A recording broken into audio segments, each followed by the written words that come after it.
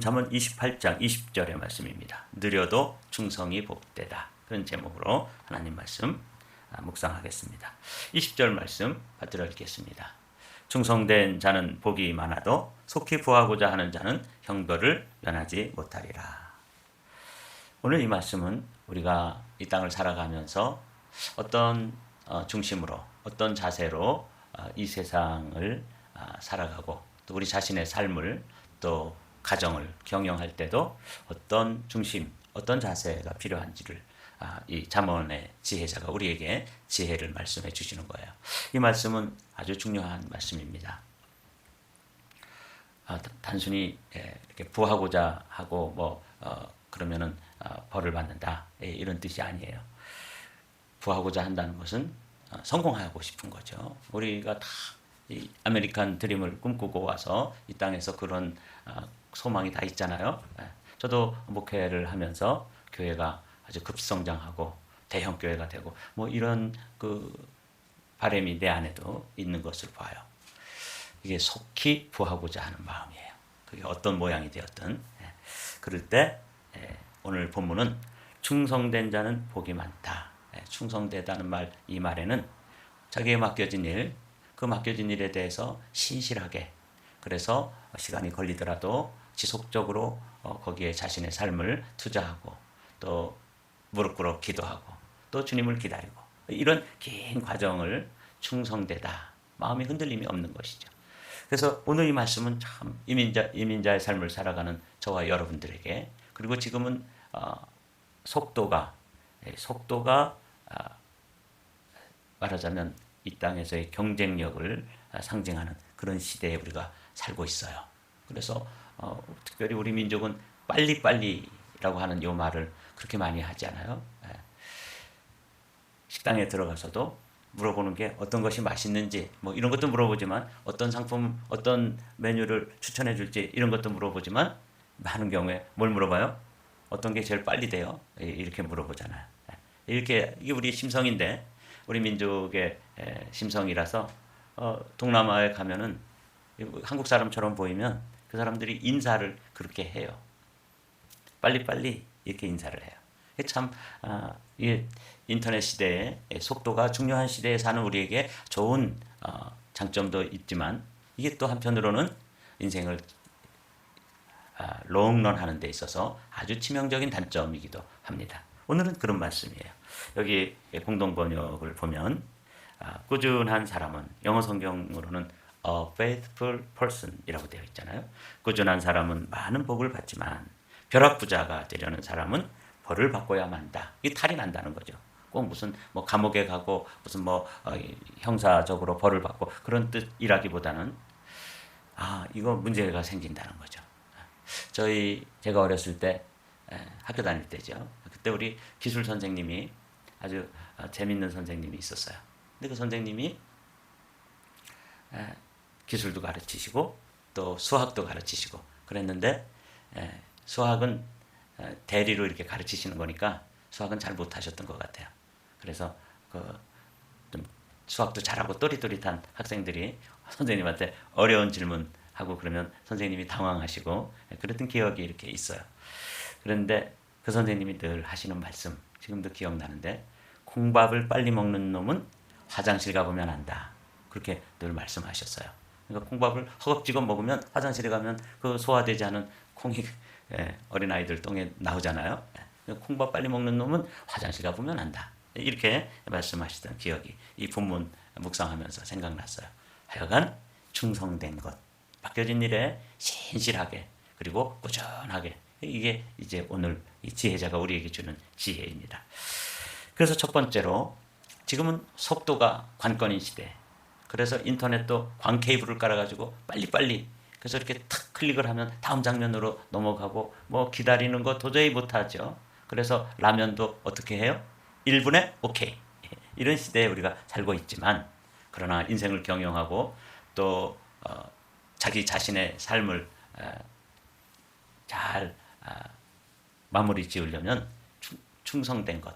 그래서 세 번역으로 옮겨봤습니다. 충성되다는 것을 영어 성경에서는 a faithful person이라고 말했는데, 세번역에서는 신실한 사람은 많은 복을 받지만 부자가 속히 부자가 되려는 사람. 그래서 벼락부자, 속히 부자, 그리고 이제 조급한 거죠. 그래서 오늘은 속도도 중요하지만 속도보다 중요한 게 방향이다. 이런 것이죠. 지옥으로 내려가면서 빠른 속도로 가면 큰일 나는 거잖아요. 그러니까 방향이 중요하다. 속도보다 방향이다. 여러분 오늘 이 아침에 우리가 이제 한 해를 마무리 지으면서 우리의 삶을 돌아보는데 우리의 삶의 방향이 제대로 방향이 지어진 상황에서 속도가 나면은 참 감사한 일이지만 방향이 잘못된 경우에 삶의 방향이 잘못돼서 거기에 가속도가 붙으면 이건 뭐 멸망인 것이죠. 이게 이제 오늘 우리가 생각해 보려고 하는 아주 소중한 주제입니다. 여러분 마음속에 잘 정리해 두십시오. 빨리빨리 하는 것도 중요하고 속도를 내서 하는 것도 중요하고 뭘 서두르는 것도 중요하지만 진짜 중요한 것은 앞서서 이 방향이 삶의 방향이 제대로 되어 있는가. 여러분 가정의 자녀들과도 대화를 나눌 때 꼭 이 말씀을 나누셔야 합니다. 네가 사는데 속도보다 중요한 게 방향이다. 어떤 날 제가 아는 한국의 변호사님이 정말 급한 일이 있어서 이제 법원으로 재판을 하러 가는데 시간이 늦었어요. 그래가지고 이제 서둘러서 가는데 자기가 미처 차를 타기도 전에 운전기사가 먼저 출발해가지고 급하니까 막 달려갔다는 거예요. 자기가 이제 엘리베이터에서 내려가지고 차를 타려고 보니까 차가 없어서 운전기사한테 전화를 해보니까 제가 지금 달려가고 있습니다. 그러더라는 거죠. 그럼 뭐 아무리 빨리 가봤자 그거는 잘못된 거잖아요. 일단 변호사를 태우고 법원으로 달려가야지 급하다 그래가지고 태우지도 않고 달려가면은 소용이 없잖아요. 아무리 빨리 가도 소용이 없다. 그 변호사가 무슨 간증을 하면서 그런 이야기를 했어요. 자기가 타지도 않았는데 운전사가 급해가지고 너무 급하다 그러니까 그냥 일단 출발을 해가지고 달려가는데 막상 진짜 차를 타고 가야 될 사람은 엘리베이터에서 내려와서 보니까 그 앞에서 기다려야 될 차가 벌써 달리고 있는 거예요. 아무리 빨리 달려봤자 소용이 없지 않습니까? 주님 없이 우리가 주님을 모시고 속도를 내서 달려가는 일은 뭐 괜찮겠지만 주님 아직 준비도 안 되셨는데 나 혼자 막 서둘러서 달려간다 그래서 그건 소용이 없는 일이다. 이렇게 이제 생각을 해볼 수 있는 것이죠. 속도보다 중요한 게 바로 이런 것입니다. 하나님은 절대로 서두르지 않으십니다. 그래서 때때로 좀 속이 터지기도 하고 또 하나님께 좀 삐지기도 하고 그래요. 근데 하나님은 서두르지 않으세요. 제가 왜 오늘 출애굽기 2장에 있는 3장에 있는 이 말씀을 옮겨놨냐면 레위 가문의 한 남자가 레위 가문의 한 여자를 아내로 맞이하였다. 그 여자가 임신을 하여 아들을 낳았는데 그 아이가 하도 잘생겨서 남이 모르게 석 달 동안이나 길렀다. 이렇게 돼 있잖아요. 이 이야기는 왜 제가 이 본문을 옮겨 놓았냐면 이스라엘 백성들이 애굽에 가가지고 종살이 하면서 죽겠다 그러고 지금 이거 벽돌 굽는 일, 노동하는 일, 그 애굽의 압제 아래서 학대받는 일 이걸 가지고 주님께 했잖아요. 그러자 그 기도가 하나님 앞에 상달됐습니다. 그래서 하나님이 하시는 일이 뭐냐면 당장 그 애굽 사람들 불벼락을 내리고 그 압제하는 사람들 뭐 벌을 주고 이러는 게 아니라 뭐부터 하고 했어요? 또 젊은이가 결혼해가지고 그리고 또 사랑을 하고 임신을 해서 아이를 낳고 여기부터 시작하는 거예요. 이 사람이 누구냐면 애굽에서 이스라엘 백성들을 구원해낼 출애굽 지도자 모세입니다. 하나님은 여기부터 시작하는 거예요. 그러니 이게 우리 특별히 이 한민족 피를 받은 우리 빨리빨리 민족으로서는 감당할 수가 없는 거죠. 어디서 그냥 당장 다 성인인 한 남자를 데려와 가지고 지도자로 세워서 그냥 애굽을 벌하고 바로를 물리치고 이스라엘 사람들을 출애굽시키고 이랬으면 좋겠는데 빨리빨리 좀 하시지. 뭐부터 시작하냐면 두 선남 선녀를 결혼시키는 일부터 하고 계신 거예요. 이 하나님이십니다.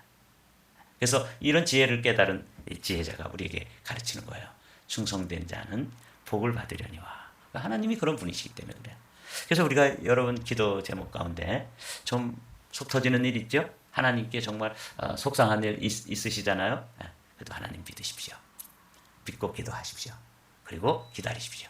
이게 결국은 승리하는 길이다. 이거죠.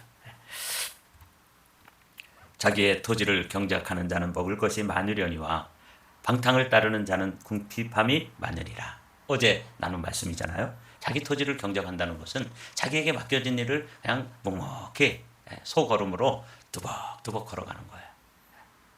참 어떻게 보면 답답하죠. 근데 저는 어제의 말씀, 오늘의 말씀을 함께 묵상하면서 그래, 하나님은 자신을 누구라 그러냐면 농부라 그러셨어요. 그렇지, 하나님 아버지가 농부시라 그랬잖아요. 요한복음 15장에 보면 그 농부는 뭐부터 시작하냐면 씨앗을 심는 일부터 시작해요. 씨앗을 심기 전에 밭을 갈죠. 그리고 구덩이를 파고 거기에 씨앗을 놓고 그리고 한여름을 기다리고 가을까지 수고의 땀을 흘리면서 결국은 결실을 해내잖아요. 자기 토지를 경작하는 거예요. 이런 사람을 20절에서는 뭐라고 불러요? 충성되다, 그렇게 부르는 거예요. 이 방탕하다는 말은 어제 나눈 말씀처럼 그냥 허황된 꿈을 꾸고 서두르고 조급하고 뭐 이렇게 하루아침에 일확천금을 벌고, 어제 제가 말씀드린 것처럼 호수에 있는 모래가 이제 파내가지고 한국에 있는 집을 다 짓고 이렇게 생각하고 또 행동하고 이런 것들을 성경에서는 뭐라 그러냐면 방탕을 따르는 자다, 이렇게 이야기하는 것이죠. 이 보십시오.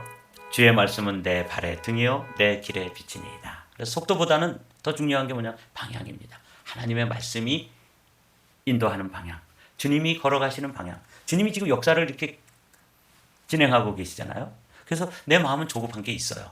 점점 이뤄놓은 일도 없이 또 벌써 연말이 되고 또 한 살 더 먹고, 정말 우리 권사님 말씀대로 올해는 진짜 떡국을 안 먹으면 한 살 덜 먹을까? 이런 생각도 하고, 그게 우리의 조급한 마음이에요. 그런데 주님은 오늘 충성된 자, 자기 길을 주님의 방향과 맞추어서, 말씀의 방향과 맞추어서 뚜벅뚜벅 길을 가야 되는 것이 우리 그리스도인 하나님의 자녀들이 가야 할 길인 것이죠. 속도보다 중요한 게 방향이라면 두 번째 우리가 생각해, 오늘 이 말씀 가운데 꼭 기억해야 될 것이 뭐냐면 조급하면 탈이 난다. 원래는 우리가 잘 아는 말 있죠. 조급하면 쓰레기만 남는다 그러잖아요. 조급하면 탈이 나요. 신실한 사람은 많은 복을 받지만 속히 부자가 되려는 사람은 벌을 면하지 못한다. 요즘 저는 한국 정치를 보면서 좀 조급한 마음이 사실은 있어요. 그런데 한편으로는 좀 나라를 위해서 기도하면서 이제는 조급증, 안달증, 이 스페니쉬로 안달래 그러잖아요. 그런 거 좀 내려놓기로 했어요.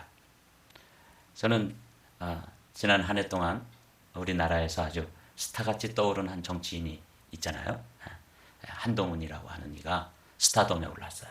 그래서 뭐 얼굴도 아주 강남 스타일이고 또 말도 얼마나 말재주가 좋은지 당해낼 사람이 없을 정도예요. 그런데 이 사람이 요즘 들어서 하는 행동을 가만히 보면서 저렇게 머리도 좋고 스펙도 좋고 이제는 여당의 당 대표가 되기도 하고 오를 수 있는 최고의 자리까지 올랐는데 그 사람을 자세히 들여다보면 조급해요. 그래서 어떤 분이 아니죠. 황교안이라고 하는 그분이 뭐라 그러냐면 새털만큼 가볍다, 그렇게 평가를 했어요. 그래서 그게 맞다. 조급하면 탈이 나게 되는 거예요. 얼마나 조급한지 몰라요. 얼마나 가벼운지 몰라요.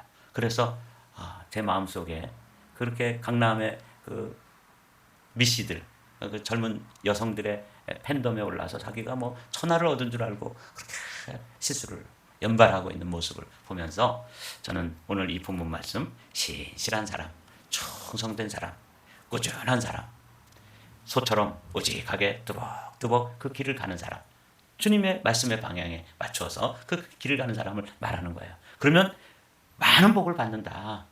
여러분, 이 말씀 마음에, 이건 이 지혜자가 깊이 깨달은 말씀이에요. 인생들을 다 돌아보고 하나님이 주신 지혜로 그렇구나. 조급하면 남는 게 쓰레기밖에 없어요. 탈이 나는 거죠. 우리는 그런 정말 아주 반짝반짝하는 한 그 정치인을 보면서 저 사람 진짜 어떻게 될까 그렇게 기대를 했었는데 저렇게 몰락해가는 모습을 보면서 그 가볍기가 새털같이 가벼워요. 그래서 우리는 성경에 있는 말씀을 생각해 보는 거죠. 메네 데겔 우바르신. 세워보고 세워봐도 수요가 모자라. 달아보고 달아봐도 그 무게가 안 나가. 전제의 무게가. 이러면 끝인 거지. 뭐 어떡해요. 그렇죠? 벨사살이라고 하는 인물이 금수저로 태어나서 그렇게 몰락해 가지 않습니까? 조급하면 쓰레기만 남는다. 이거 여러분 꼭 기억해 두시고, 혹시 이제 이 성탄의 계절에 자녀들과 만날 일이 있으면 그 자녀들은 젊기 때문에 조급할 수 있어요. 그럴 때 손자 손녀들과 둘러앉아서, 이 시대가 속도를 요구하는 시대이지만 더 중요한 건 방향이야. 그리고 이 시대가 다 조급하게 1분에 오케이. 그래서 군대 갔을 때도 선임들이 그래요. 뭐 이렇게 신병이 오면은 이제 놀려 먹어요. 툭 건드리면은 부동 자세를 탁 취하고 이렇게 자기 관등 성명을 대야 되거든요. 그럼 지나가다 괜히 툭 건드려요. 그러면 네 이병 누구 뭐 이렇게 하잖아요. 그러면 한마디 해요. 꼽냐? 이렇게 물어봐요. 놀리는 거죠. 아닙니다. 꼬우면 막 컵라면 먹고 오지 그랬어. 그렇게 말해요. 너 왜 새끼 밥 챙겨 먹다 이제 늦게 와가지고 이 고생하냐? 더 빨리 왔으면 더 좋지 않겠냐? 이런 말을 그렇게 이제 놀려 먹는 말로 하는 거죠. 컵라면 먹고 군대 오지 그랬어. 빨리. 그런 얘기죠. 여러분, 그러나 그 신병도 조급하지 않고 시간이 지나면 어느새 다른 신병들을 놀려 먹을 수 있는 고참의 자리에 이르는 거예요. 조급하면 탈이 난다. 이 사상에 머무는 내 한 생애에 내가 주님의 은덕을 입을 것을 나는 확실히 믿는다. 다 같이 읽어보시죠. 너는 주님을 기다려라. 강하고 담대하게 주님을 기다려라. 여기 주어가 바뀌는데, 주어가 바뀌는 게 뭐냐면, 나는 내 한 생에 나 주님의 은덕을 기다리겠다. 그리고 너는 주님을 기다려라. 그게 자기가 자기한테 말해주는 거예요. 너는 주님을 기다려라. 강하고 담대하게 주님을 기다려라. 이게 이제 오늘 주시는 말씀이죠. 선한 일을 하다가 낙심하지 맙시다. 지쳐서 넘어지지 아니하면 때가 이를 때 거두게 될 것입니다. 저도 이제 목회를 하면서 조급한 마음이 들었다고 말씀드렸죠. 이럴 때 이 말씀들이, 이런 성경의 말씀들이 저 자신에게도 이제 생각할 기회를 주는 거죠. 정말 이 목회를 하면서 참 어떤 때는 좌절이 오고 또 절망이 오고 그래요. 근데 어떤 목사님이 이런 말씀 하시더라고요. 심어서 당대의 열매를 따먹는 경우도 복이지만 내가 심어가지고 그 다음 때의 열매를 거둘 수 있다면 그게 진짜 복이다. 제가 생각해 보았습니다. 그렇구나. 조급하면 탈이 나지만 충성되게 내가 오늘 심어서 내 열매를 거두지 못하는데, 근데 그 다음 때, 또 그 다음 때에서 내가 오늘 심었던 이 기도의 열매를 그 다음 때에 거둘 수 있다면 이거 왜 안 하겠습니까? 그렇죠? 그래서 오늘 여러분 이 새벽을 깨우며 추운 아침에 나와서 기도하는 일이, 오늘 내일 당장 무슨 열매가, 기도의 열매가, 기도의 응답이 내 손에 주어지지 않는다 그래서 낙심하지 마십시오. 조급하지 마십시오. 어떻게 해야 돼요? 충성되십시오. 신실하게 꾸준하게 여러분들의 길을 서처럼 걸어가십시다. 그러면 어떤 경우 내가 오늘 씨앗을 뿌려놓은 것을 내 대에 다 거두지 못해도 감사해야 돼요. 내가 분명히 뿌렸기 때문에 누구 대에서? 내 손자 대에서 그걸 거둘 수 있고, 아들 대에서 거둘 수 있고, 증손자 대에서 그것을 거둘 수 있다면 그거야말로 복이죠. 나는 복된 할머니요, 복된 할아버지 아니겠어요? 여러분, 그런 믿음으로 오늘 이 말씀을 받으십시오.